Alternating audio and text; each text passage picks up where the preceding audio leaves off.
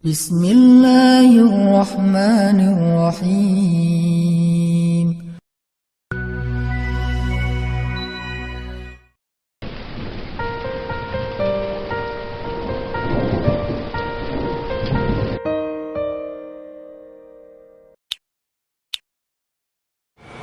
Cobalah belajar, ajari telinga kita untuk ikhlas. Ajari telinga kita untuk ikhlas. Apa maksud telinga kita untuk ikhlas?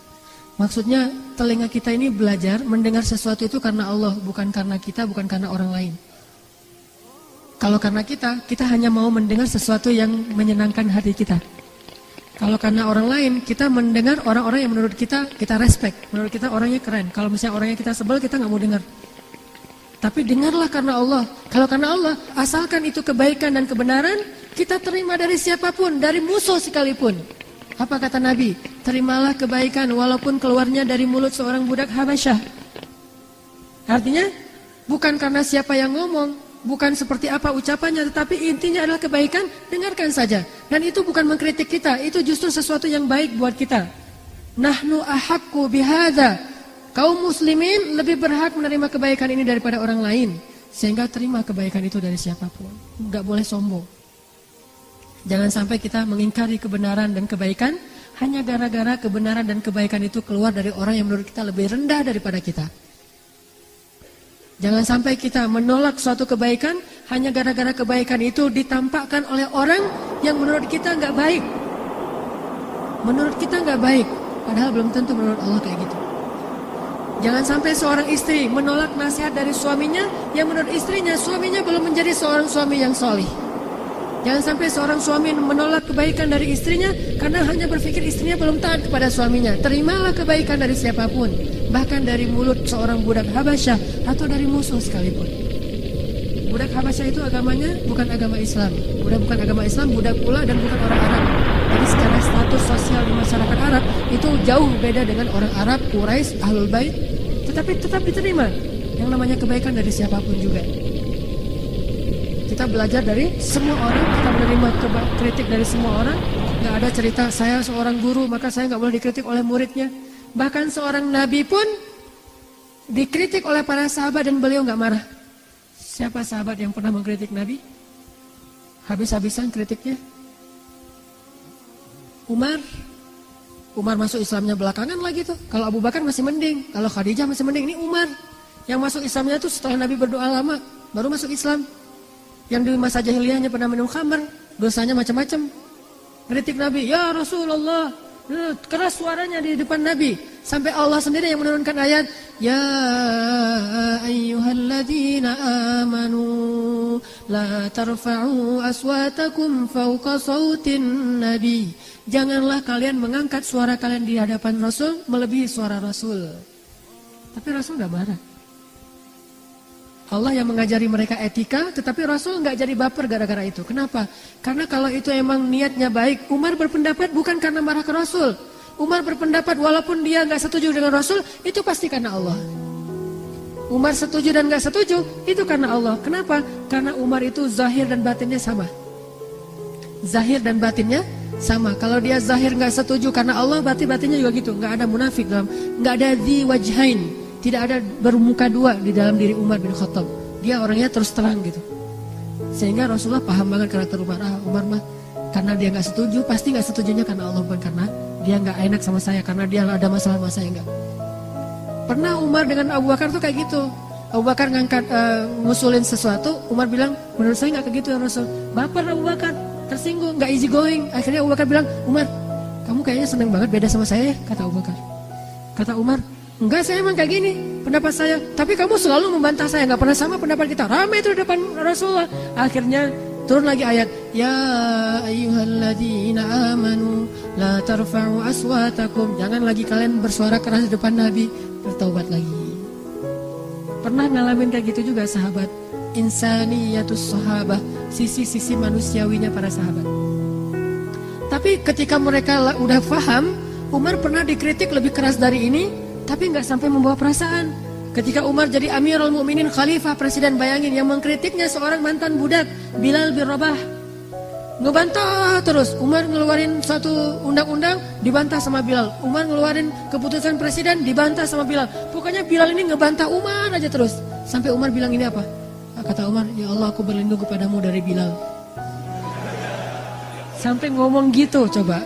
Saking kerasnya bantahan Bilal kepada Umar. Sampai Umar bilang, ya Allah aku berlindung kepadamu dari Bilal.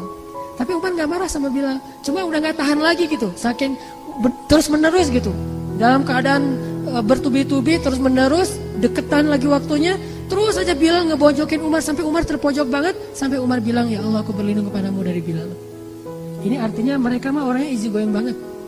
Pernah Umar di depan para jamaah habis sholat kan zaman dulu mah presiden, dia juga ulama, dia juga imam sholat ya. Habis ngimamin sholat, Umar berdiri kemudian mengumumkan satu pengumuman. Gara-gara ada pengaduan dari salah seorang perempuan dan dari seorang laki-laki yang ngadu dia jomblo, udah tua masih jomblo. Ditanya sama Umar, kenapa kamu masih nggak jomblo? Kamu jomblo fisabilillahnya Istiqomah dan Al-Latif ya gitu. Kata dia, enggak, saya mah nggak jomblo bukan yang nggak mau nikah, bukan terlalu selektif, tetapi mahar-mahar perempuan sekarang mahal-mahal, wahai Amirul Mukminin. Saya bukan orang kaya, nggak sanggup membayar mahar perempuan. Walaupun hadisnya sebaik-baik perempuan yang paling murah maharnya, tetapi namanya manusia kadang-kadang menganggap dirinya, saya kan keren, jadi mahar saya mah 2 miliar gitu misalnya. Saya aja suka bercanda sama istri saya, karena bercanda doang sih nggak serius. Anak saya menurut saya adalah bidadari saya, my angel gitu. Jadi saya bilang ke istri saya, nanti mahar dia tuh paling murah 4 miliar ya. Saya 3 miliar, kamu setengah miliar, dia setengah miliar, jadi saya dapat 3 miliar gitu-gitu. Jadi dicandain, maharnya mahal-mahal. Kalau teman-teman pergi ke Mesir, orang Mesir itu rata-rata nikahnya di atas 35 tahun. Kenapa? Sukses dulu baru bisa nikah, saking mahalnya mahar orang Mesir. Makanya saya nggak punya istri orang Mesir. Maharnya mahal banget. Apa maharnya? Harus punya 1 bungalow, mobil, kemudian emasnya itu sampai ditaruh dari ujung pergelangan tangan tuh sampai di siku tangan, penuh berapa kilogram, setengah kilo. Ngadulah nih seorang sahabat ke Umar, ya Amirul Mukminin, sekarang maharnya terlalu mahal dan segala macam, saya tidak bisa menikah. Akhirnya Umar menjadi marah. Karena dia presiden, dia tinggal ngubah hukum aja. Ketika dia selesai sholat, dia katakan, wahai kaum muslimin, mulai sekarang saya akan buat peraturan bahwa mahar tidak boleh melebihi sekian dinar. Siapa yang selama ini maharnya sudah melebihi sekian aturan yang saya buat, maka kembalikanlah kepada laki-laki yang membayar mahar. Sebutlah misalnya 1 dinar. Siapa yang selama ini dapat mahar lebih dari 1 dinar, maka dia kembalikan sisanya kepada suaminya atau laki-lakinya. Seorang sahabiat mengangkat tangan perempuan dari belakang dan itu kelihatan. Artinya masjidnya masih belum ada pembatas. Baru ada pembatas masjid di zaman masjid dalam Islam itu akhir-akhir ini. Dulu di zaman Rasul, di zaman sahabat nggak ada pembatas laki-laki dan perempuan, hanya perempuan agak belakangan biar beda dengan laki-laki. Lalu dia mengangkat tangan. Umar mengatakan, ada apa? Dia mengatakan, ya Amirul Mukminin, bagaimana engkau akan mengatakan sesuatu yang bertolak belakang dengan Al-Quran? Gimana maksud kamu? Allah berfirman dalam Al-Quran, setelah kamu memberikan mahar kepada istri-istrimu, janganlah kamu mengambil lagi mahar itu dengan jalan apapun. Inginkah kamu mengambil api neraka ke dalam perutmu? Akhirnya dimarahin sama perempuan itu. Apa kata Umar? Banyak orang yang lebih fakih daripada Umar bin Khattab. Coba, gak baper kan? Easy going kan? Banyak orang yang lebih ngerti agama daripada saya. Ya udah, saya tarik lagi, nggak jadi peraturannya. Coba, presiden coba. Bisa kayak gitu, namanya kebenaran, terima aja. Kalau emang kita salah, kenapa kita mau gaya-gayaan? Ngakuin aja kesalahan kita. Udah, akhirnya tarik lagi peraturannya, nggak jadi. Sesungguhnya siapa yang memurahkan mahar, maka itu baik. Yang sudah mahal ya udahlah gitu.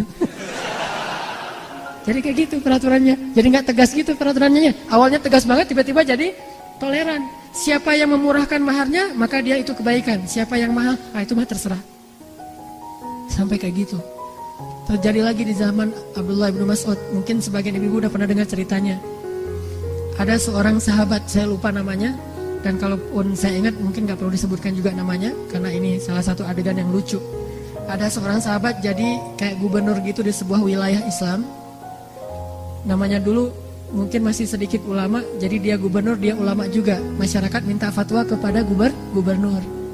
Datang kepada gubernur, Pak, saya mau minta fatwa seorang laki-laki dengan istrinya.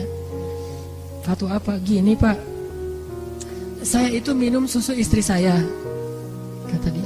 Terus gimana nih status saya sebagai suami? Apakah jadi terputus sehingga saya jadi anak susu dari istri saya? Coba gitu pertanyaannya. Ini pertanyaan fikih ya, ini bukan vulgar. Emang kayak gitu ceritanya. Saya minum susu istri saya, sehingga apakah dengan demikian saya sudah menjadi anak susuan? Kalau jadi anak susuan kan berarti saya udah nggak jadi suami dia lagi, jadi anak susuan. Beda statusnya gitu. Sahabat ini bingung. Akhirnya dia, oh iya, kalau gitu kamu udah jadi anak susuan dia, berarti kalian sudah cerai nih, udah nggak bisa lagi. Kalian jadi ibu dan anak. Oh gitu ya? Ya gitu. Kayak seorang ustadz ditanya nggak tahu dalilnya, asal jawab aja gitu. Udah ya gitu. Akhirnya karena udah dibilang kayak gitu, dia pulang dengan sedih suami istri. Ya kita mah jadi anak sama ibu ya. Gitu. Masih mending saya kan adik kakak, ini mah anak ibu. Statusnya lebih pahit lagi tuh, itu udah sakit banget tuh statusnya. Sakitnya tuh di mana-mana gitu. Melihat istrinya, dulu manggilnya Yayang, Bebeb apalah istilahnya ya. Sekarang manggilnya Bu, Yana gitu. Enak banget tuh, gara-gara salah fatwa. Udah difatwain gitu, akhirnya pulang sedih, udah nggak bisa lagi apa-apain, bukan lagi suami istri, udah sedih banget. Tiba-tiba berita ini terdengar ke seorang sahabat di Madinah, dia ahli Al-Quran namanya Abdullah bin Mas'ud, yang hafal 1 juz hanya dengan sekali dengar langsung hafal. Ilmunya banyak banget, Abdullah bin Mas'ud. Abdullah bin Mas'ud mendengar ini langsung mengatakan, Innalillahi wa inna ilaihi raji'un. Ini musibah. Langsung dia pergi ke negeri itu, dia memperbaiki keadaan di sana. Dia langsung datang ke gubernurnya. Apa yang sudah kamu fatwakan? Kata dia, emang masalahnya apa? Ada yang bertanya, katanya ibu susu dan segala macam. Ya emang kayak gitu. Nah mana dalil kamu? Nggak tahu, menurut saya sih kayak gitu. Coba. Dimarahin sama Abdullah bin Mas'ud. Di depan pejabat-pejabatnya, di depan pegawainya, di depan orang banyak dimarahin terus, kata Abdullah bin Mas'ud. Sekarang kamu umumkan lagi yang sebaliknya. Kenapa? Karena Rasulullah bersabda, sesungguhnya batasan menyusui yang menjadikan dia anak susunya itu hanya 2 tahun. Di atas usia 2 tahun, itu tidak jadi darah dan daging. Udah minum aja sesukanya. Nggak masalah gitu. Hanya di bawah 2 tahun yang berstatus jadi anak susuan. Di atas 2 tahun nggak jadi anak susuan. Oh gitu, saya nggak pernah dengar hadisnya. Makanya jangan berfatwa sembarangan. Wah, repot kan? Diundang lagi semua masyarakatnya yang udah tahu fatwa itu, termasuk orang tadi. Wahai kaum muslimin, saya salah. Nih jiwa besar nih seorang pemimpin, easy going, nggak baper. Wahai kaum muslimin, saya salah, maafkan saya. Sesungguhnya manusia bisa bersalah. Jadi ada reason gitu, cari justifikasi. Manusia juga bisa bersalah. Dan mulai sekarang jangan pernah lagi kalian menanyakan fatwa kepada saya. Tanyalah kepada orang ini, Abdullah bin Mas'ud. Tidak halal saya mengeluarkan fatwa selama orang ini masih hidup. Akhirnya orang yang tadi pegangan tangan lagi, ya kita jadi suami istri lagi. Jangan terlalu ngebawa perasaan. Udah kalau emang itu benar, terima aja. Akuin saja bahwa kita salah. Apa ruginya kita mengakui salah? Bukankah Allah memaafkan kesalahan? Yang rugi kalau kita nggak mengakui kesalahan, kita nggak akan pernah mengubah kesalahan kita menjadi kebaikan.